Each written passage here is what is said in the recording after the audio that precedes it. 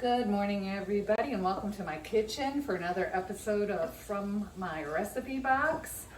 Sandy here. We are making my baked rice today from the recipe box.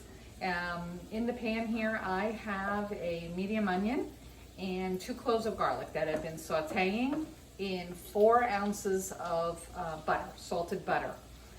So as you can see, it's got a lot of butter in there, and that is going to make our rice taste really, really good. This is a baked rice, so it is really easy to put together.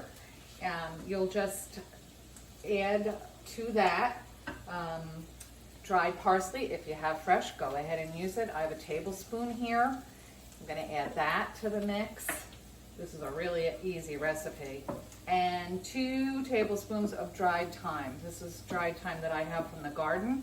Of course, you could use fresh thyme. You could also use different herbs in here. If you don't want to use parsley and thyme, you can certainly try herbs to your liking, something that you might like in your rice. But classically, I've been using the thyme and the parsley for a really long time. It's winter, so I'm using dried. In the summertime, when the garden is going, I always use fresh. So that's it. It's as simple as that. You just saute up the onions and the garlic. You add your dried herbs, and then what you do is you turn the heat off. This is a medium-high heat that I was doing the onions on, and you're going to add 2 cups of rice. This is basmati rice. It's brown. You could use white rice, any kind of white rice of your choice. You could use with this recipe, and that would be fine.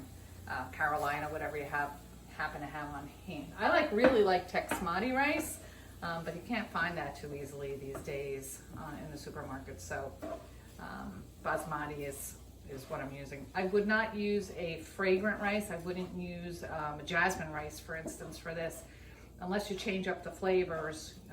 A sweet rice, popcorn rice, anything like that is too sweet for this recipe with all of the butter and everything. So try to use a regular white or light brown rice. That would be the best for this.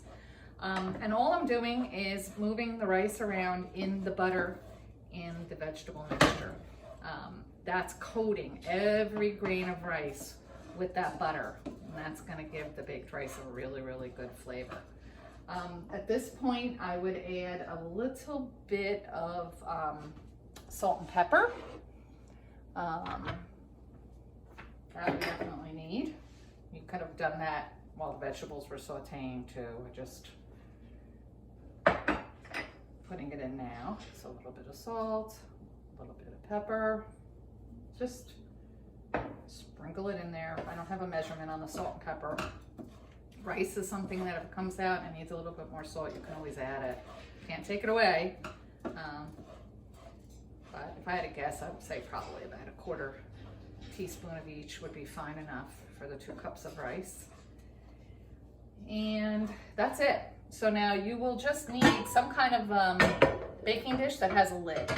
So I have this square, I don't know, about 1.5 to 2 inch sided casserole that I use for this that has a lid on it.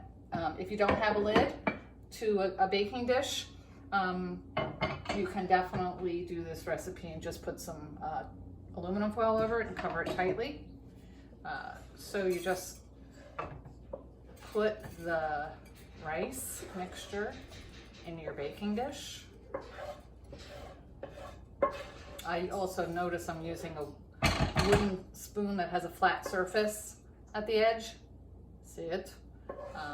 That makes it easier to get all the rice kernels out of the frying pan and into the dish. If you use a round one, it takes you forever to get all the little kernels out of rice.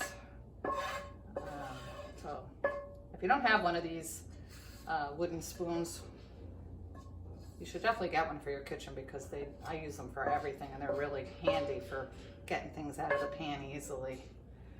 Okay, and then you just simply spread the rice out in the pan.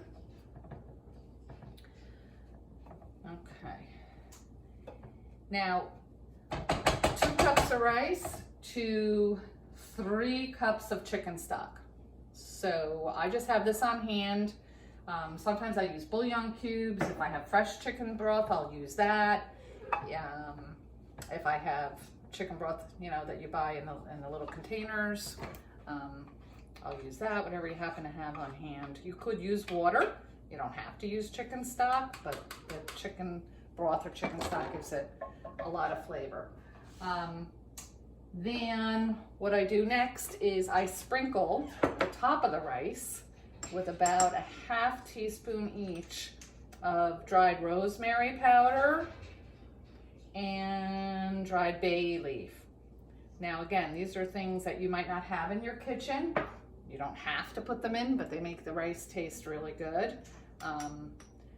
Dried bay leaf is something really good to have in your kitchen, because sometimes using a whole bay leaf, you know, you forget to take the bay leaf out, especially if you have kids.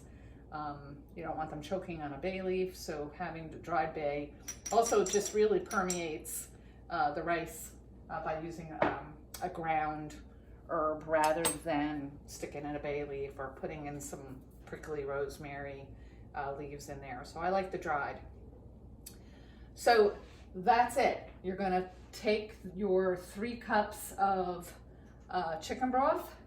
You're gonna pour it onto your rice, mix it in a little bit, put the cover on, put it in the oven at 400 degrees for 40 minutes. At the end of 40 minutes, check it. If the rice seems like it's still a little wet, give it a little mix with a fork. If it seems like it's still a little wet, you can let it go for another 5, you know, again, oven variations. But you should come out with a really moist and delicious rice this way. So I will do this later on today, and I will show you the finished product. And hopefully you'll get this recipe into your recipe box and make it quite often. It really is delicious. Thanks a lot. Talk to you soon.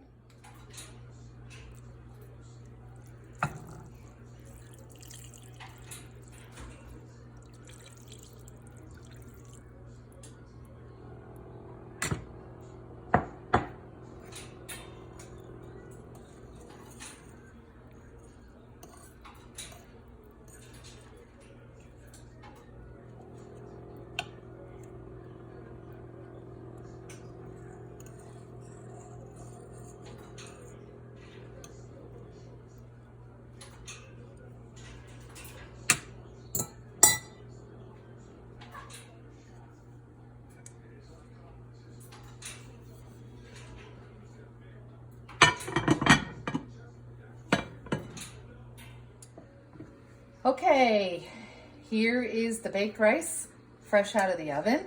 I'm gonna take the lid off, and you can see that the rice has cooked perfectly. It's still really moist.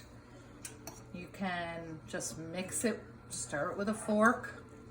Make sure you get all the onion and the herbs back into the rice, because sometimes they have a tendency to float to the top. And you're ready to serve. So I hope that you make this recipe soon and enjoy the baked rice. We were in the oven for about 50 minutes tonight, so again, it varies. I had set 40 in the recipe, but depending on, you know, the factors of your oven and, you know, what's going on during the day in terms of humidity and stuff like that, it could be a little longer. So just make sure you watch it so that it doesn't overcook and become too dry. But this is perfect baked rice. Thanks everybody. Until next recipe. Bye.